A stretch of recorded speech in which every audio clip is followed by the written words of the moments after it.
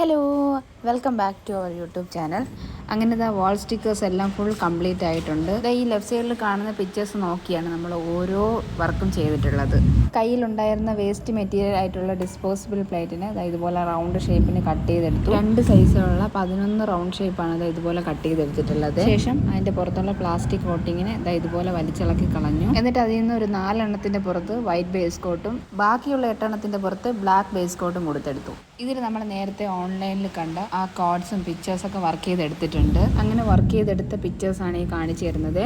നമ്മൾ ചെയ്തെടുത്ത paintings introduce ചെയ്യുന്നതിൻ്റെ കൂടെ തന്നെ ഓൺലൈനിൽ കണ്ട ഒറിജിനൽ ഫോട്ടോസും കൂടെ ഇവിടെ അപ്ലോഡ് ചെയ്തേക്കാവേ.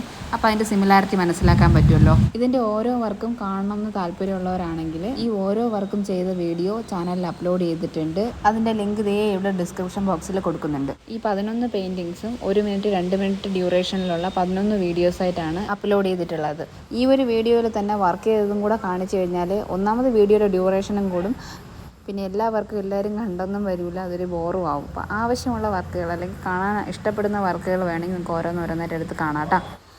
അങ്ങനെ നമ്മൾ ഓൺലൈനിൽ ഓർഡർ ചെയ്യാതെ തന്നെ ഓൺലൈനിൽ കണ്ട അതേ പിക്ചേഴ്സ് ഇവിടുത്തെ വാളിൽ ഒട്ടിച്ച് കഴിഞ്ഞിട്ടുണ്ട്. വീഡിയോ ഇഷ്ടപ്പെട്ടെങ്കിൽ ലൈക്ക് ചെയ്യുക, ചാനൽ സബ്സ്ക്രൈബ് ചെയ്യാത്തവരാണെങ്കിൽ സബ്സ്ക്രൈബ് ചെയ്ത് സപ്പോർട്ട് ചെയ്യുക.